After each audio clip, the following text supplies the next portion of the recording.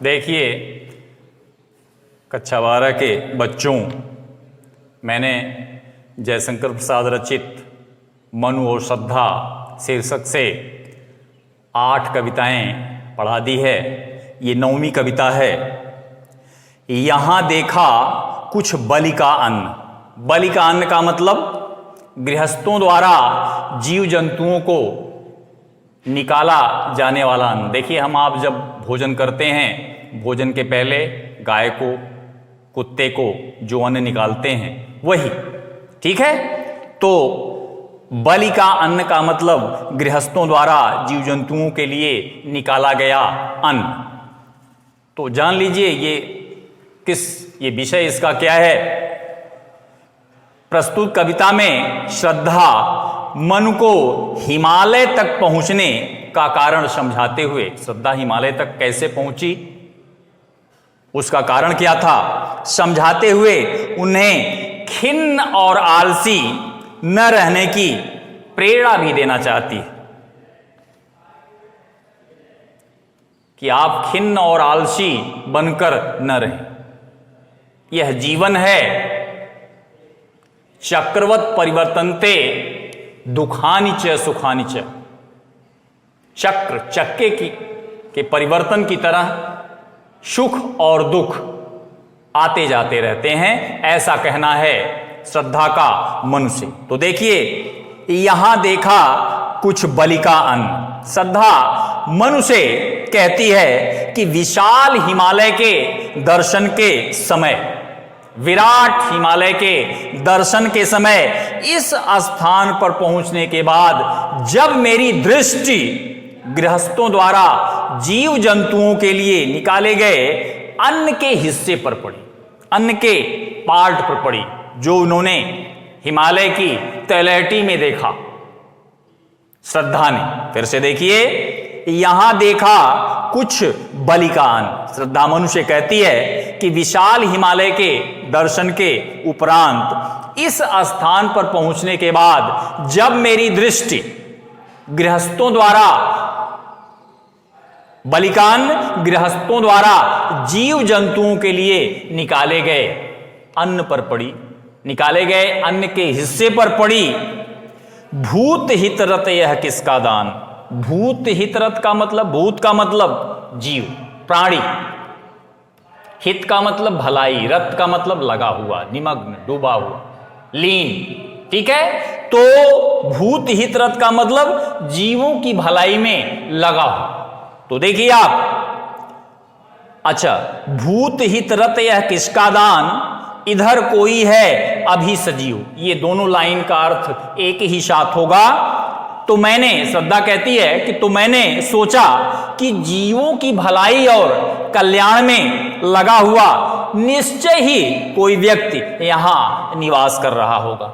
जब बलि का अन्न देखा तो ऐसा अनुमान श्रद्धा ने लगाया कि जिस स्थान पर जीवों की भलाई के लिए कुछ अन्न, राशन पड़े हुए हैं, वहां निश्चित रूप से कोई न कोई व्यक्ति होगा, ठीक है। तो भूत हित रत यह किसका दान, इधर है, इधर कोई है अभी सजीव।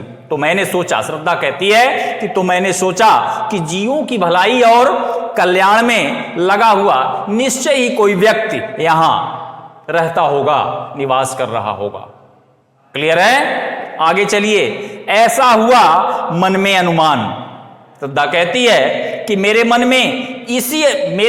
के इसी अनुमान ने मुझे तुम तक पहुंचा दिया। मेरे मन के इसी अनुमान ने, इसी संदेह ने मुझे तुम तक पहुंचा दिया। अन्यथा इस निर्जन स्थान पर कौन रहता? अन्यथा इस निर्जन स्थान पर दान का अन्न कहां से आता? बलि का अन्न कहां से आता? दान का अन्न कहां से आता? और श्रद्धा मनु से आगे यह भी कहती है कि इसी दान के अन्न को देखकर जो विश्वास मुझ में जगा, उसकी चरम परिणति तुमसे मिलकर हुई, अर्थात तुम मिले। मनुष्य कहती है कि अन्न को देखकर, दान के अन्न को देखकर जो विश्वास मुझ में जगा, मुझ में यह विश्वास जगा कि जहां पर जीव जंतुओं के लिए अन्न रखा होगा, निश्चित रूप से वहां कोई न कोई व्यक्ति होगा। इसी विश्वास ने, इस विश्वास की चरम परिणति ने मेरा तुमसे मिलन करवाया। ठीक है, चलिए आगे। आगे श्रद्धा कहती है कि तपस्वी क्यों इतने हो क्लांत। क्लांत का मतलब खिन्न, दुखी, चिंतित। ठीक है, तपस्वी क्यों इतने हो क्लांत। इसके पश्चात श्रद्धा मनुष्य कहती है कि किंतु हे तपस्वी क्यों इतने हो क्लांत, क्या कारण है कि तुम इतने दुखी हो। इस दुख के पीछे क्या कारण है, मैं जानना चाहती हूं कि तुम इतने दुखी क्यों हो। ठीक है, तुम इतने उदास क्यों हो, तुम इतने खिन्न क्यों हो, तुम्हारे इस दुख का क्या कारण है। ठीक है, आगे देखिए। वेदना का यह कैसा वेग, तुम्हारे मन में इतनी तीव्र पीड़ा क्यों। देखिए, वेदना का यह कैसा वेग, तुम्हारे मन में इतनी तीव्र पीड़ा, तीक्ष्ण पीड़ा, प्रबल पीड़ा क्यों। आगे है, आह तुम कितने अधिक हताश, अरे तुम इतने अधिक निराश क्यों।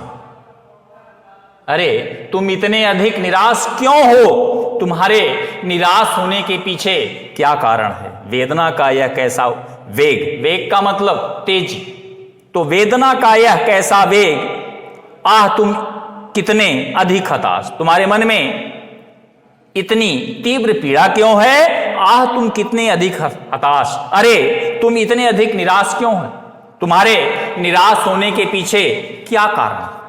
आगे चलिए। बताओ यह कैसा उद्वेग, उद्वेग का मतलब होता है चिंता, घबराहट, बेचैनी, व्याकुलता। बताओ यह कैसा उद्वेग, तुम्हारी यह कैसी चिंता है जिससे तुम लगातार व्यथित और दुखी हो। तुम्हारा दुख जब से मैं तुम्हें देख रही हूं लगातार शाश्वत है, समाप्त नहीं हो रहा है। इसी पर श्रद्धा कहती है कि बताओ यह कैसा उद्वेग, उद्वेग का मतलब चिंता, घबराहट। श्रद्धा मनुष्य कहती है कि तुम्हारी यह कैसी चिंता है जिससे तुम लगातार व्यथित और दुखी हो, जिसकी अग्नि में तुम शाश्वत तप्त दिख रहे हो। ठीक है, आगे चलिए। दुख की पिछली रजनी बीत, ये 10वीं कविता है। दुख की पिछली रजनी का मतलब रात, बीत का मतलब व्यतीत होना। विकसता सुख का नवल प्रभात, विकसता का मतलब खिलना, निकलना, सुख का मतलब सुख, नवल प्रभात का मतलब नया सवेरा।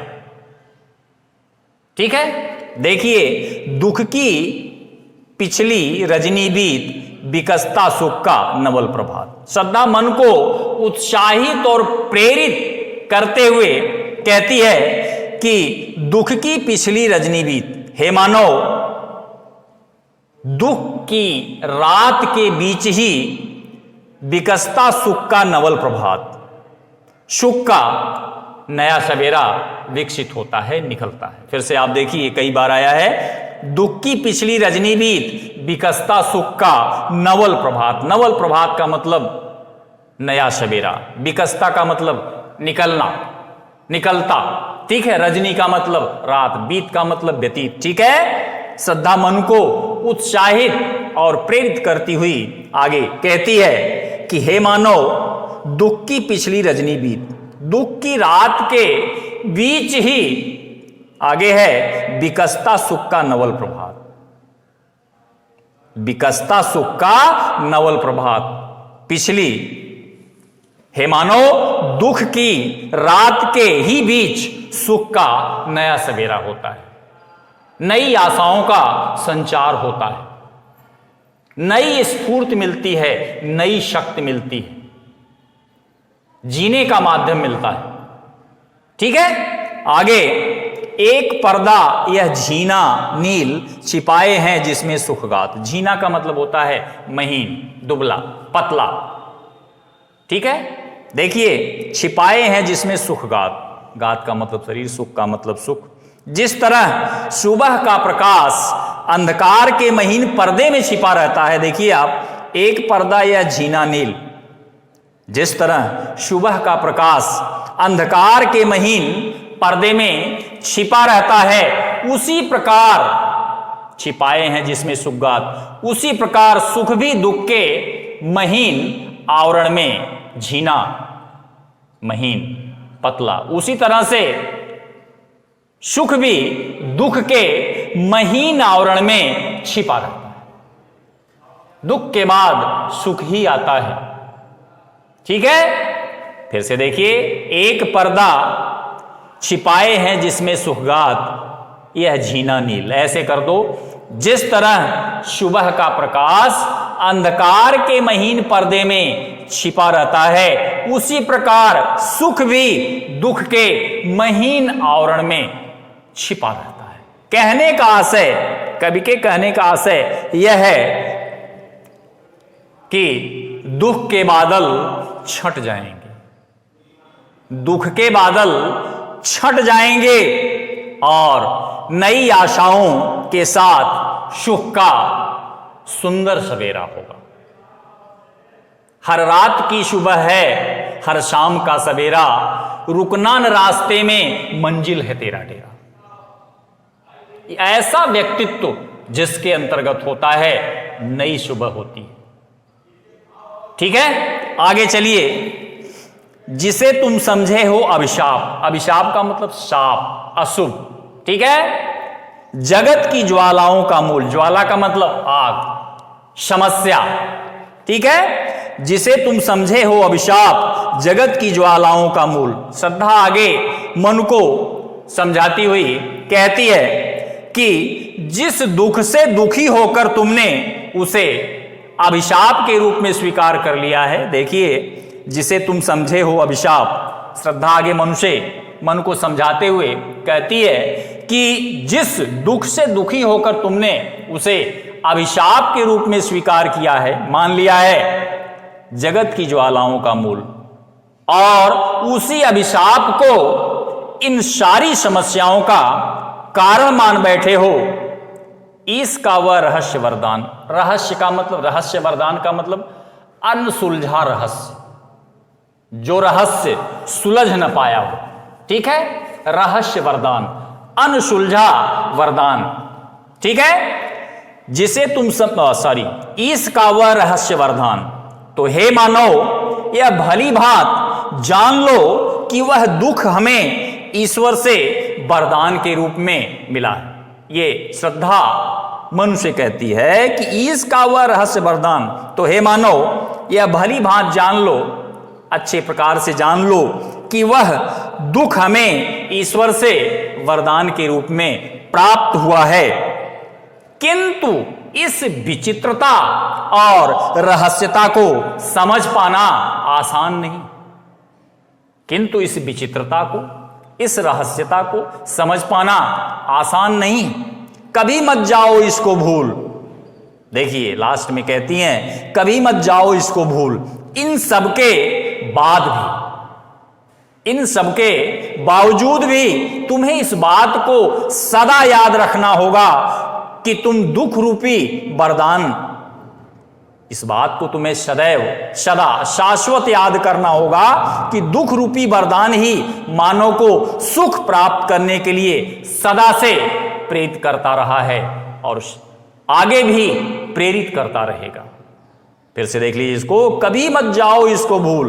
श्रद्धा मनुष्य कहती है कि इन सबके बावजूद, इन सबके इतर या इन सबके बाद भी तुम्हें इस बात को सदा ध्यान में रखना होगा कि उस दुख रूपी वरदान, याद रखना होगा कि दुख रूपी वरदान ही मानव को सुख प्राप्त करने के लिए सदा से प्रेरित करता आया है और प्रेरित करता रहेगा। That's all. आज बस इतना ही बच्चों, कल